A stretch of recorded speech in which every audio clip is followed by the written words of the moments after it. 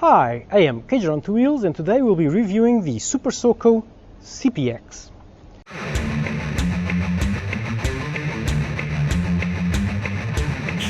The Super Soco CPX is an electrical city scooter. So, how is it to live with an electrical scooter? Well, much easier than I would think initially, to be honest.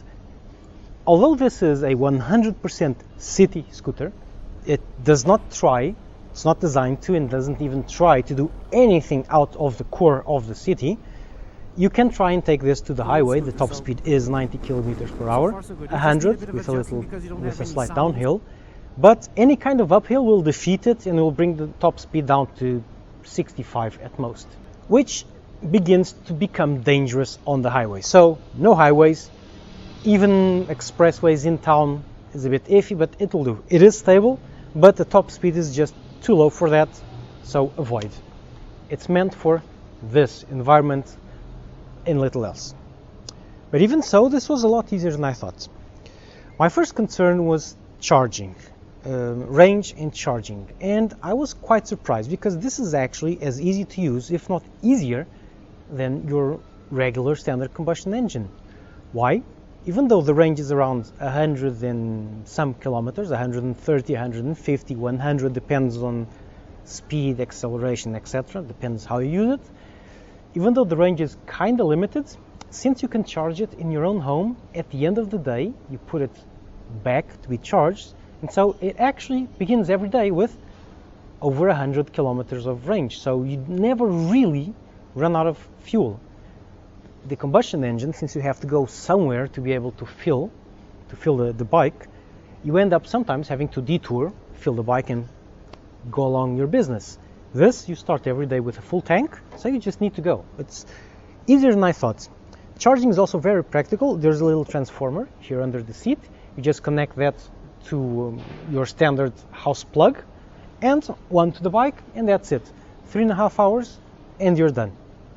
Manufacturer says ranging on 4. I would say after 3 hours it's more than done. You have 90% of the battery. You don't really need any more.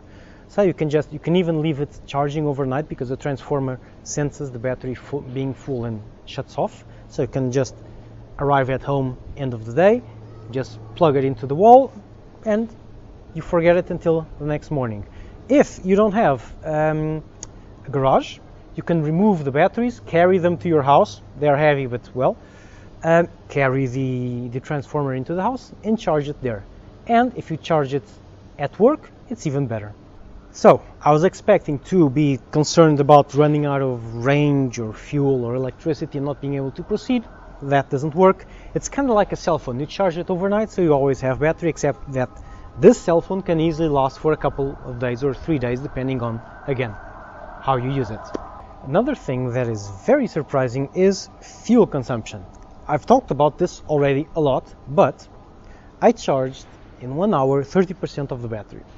And I spent during that, I had a gizmo to tell me that, I spent 0.91 kilowatts in that 1 hour. It's normal because you can see the watts being used up. While it's charging, it's around 1,000 watts with a few cycles. So that means that filling this whole thing up costs me 88 cents. 1 kilowatt here, I pay for 1 kilowatt 14.5 cents. So that 0.91 was 13.5 cents. So filling this whole thing up, 88 cents. And that is enough to ride for over 100 kilometers, between 100 and 150. So you're basically doing, if it was gasoline, you would be basically doing between 0.3 and 0.6 liters to 100 kilometers. You're using less than €1 to do way more than 100 kilometers. It's absolutely ridiculous. You're almost riding for free. And again, if you charge it at work, because you carry the transformer with you everywhere, there's a little space under the seat to do that, you are literally riding around for free. This is to offset the very high acquisition cost, because this costs €4,600, and this one in particular with the 2 batteries has an extra battery for double the range, costs an astonishing €5,700. It's very painful, but on the other hand, from then on out, you're basically riding for free, because maintenance on this is nil. The electric engine has no maintenance. It's sealed. You cannot do anything even if you want to, because it has one moving part. There's no maintenance for that. The only maintenance on these bikes are brakes and your rubber. And even that, it's the equivalent to a 125. It doesn't really use up any tires even if you want to.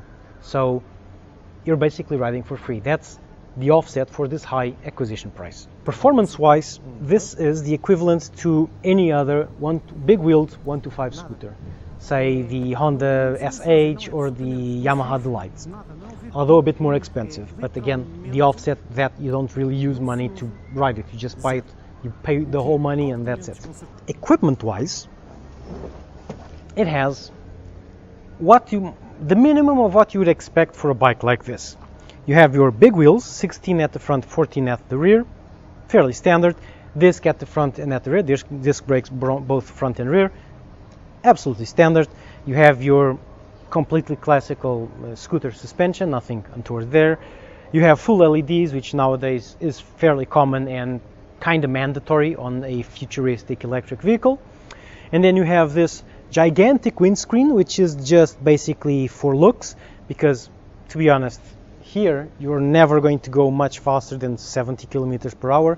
Top speed is 90, and not even at 90 you require a windscreen to protect you from the winds. So this is also very big, it's kind of in your way, and it's very close to your face, so I don't really like this, to be honest. I think it would be much better if it was like half height or gone completely. If I had one of these, I think I would see if I could just disassemble this whole thing. It would look much cleaner with no windscreen, and it's not very useful. But it does give it a bigger look. This is for looks only. You have a very complete dash with all the information you might want. It does not have a partial odometer, but it has everything else from range, outside temperature, oil temperature or engine temperature because no oil. I think that might be actually battery temperature, to be honest. Outside in internal temperature, okay. You have a clock, obviously your speed, you have an indicator of how many amps you're using, very complete. You have a little cubby hole which fits your cell phone and fits a pair of small gloves. My bigger gloves don't quite fit, the smaller ones still do. And you have a USB charger to charge that phone that's inside the little pocket. The pocket is open though. You also have a very nifty little thing, which is a remote control. Note, I did not call it a keyless system, because this is not a keyless system. This is just a remote control. Bike is on, and if I roll throttle, it'll start going. Even if then this stays behind. Or if I turn it on, and I put this in the car, and the car goes to the other side of the planet, it's still on, and it'll still be able to ride. You won't be able to turn it off, though, because you don't have the key. So this is just a remote control. 2 extra buttons on the remote control. You can lock it, and when locked, the big button does nothing else. Very useful, so you don't turn it on when it's in your pocket, which happens. This button is very easy to press. And it also activates an alarm, which I'm going to show you because I find hilarious. Now I'm going to shake it a bit.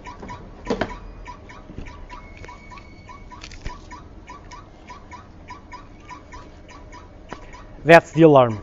My helmet tipping over was louder than this. It's comical, okay? It's for comic relief, basically. The most important thing on this remote, you lock it so you don't accidentally start it up, unlock it, and then you can start it up. Because it's now ready to go. Wheels off the ground, so if we just roll throttle, it goes, okay? Off. You have a very small space underneath here, which might be able to fit the bike's documents. Is where you put the charger, the cables.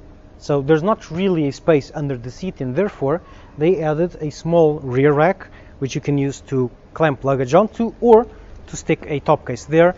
So equipment wise, it's kind of what you would expect. Quality wise, I was very surprised. Super Soco is a Chinese made but Australian designed for the European market brand. So it's kind of a pan-world thing. And I was honestly expecting to look at it, see it pretty, and then look under the skirts and seeing weaker components. No, not really. Everything here looks really good, looks high quality, and is very, very well put together. Almost rivals the Japanese. The only part I can see where it's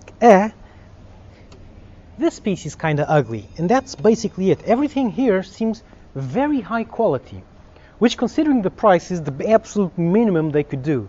And considering this makes no sound whatsoever riding, any kind of rattle, you would hear it very loudly. In fact, the highest sound I hear when I'm riding along, and I have the key in, like this, is this. The sound of the remote hitting the plastic. That's the only sound you hear in here. It's amazing. Very, very well built, and I'm very surprised. And everything, if you look at it carefully, everything is high quality. The seat is very good. You have two actual seats. Your pillion has his own very comfy seat with big hand guards, foot pegs well placed. The little hook for your shopping is very stiff, very resistant. You don't have any issues loading it with some heavy stuff here, and you have a couple of little flares on the side, so you can put your heels on if you don't have any space to put your feet at the front, because it's filled with a big shopping bag. Even this little plaque in the middle with its symbol, everything here is very, very well built and with very high quality materials, and it's really hard to find fault in it, which is quite surprising from a good point. The things that I did not like about this bike, and it's really hard to find some, but let's start. The first is the windscreen. I think it's too close to you, and it's too high, and it's kind of useless, so it's just for looks, and I really don't like it. It would be I think it would even look better if it was about the height of your wing mirrors instead of this high. The second thing I don't like is the lack of ABS. This has combined braking system, which is usually a cop-out to keep costs down, and I do not like that.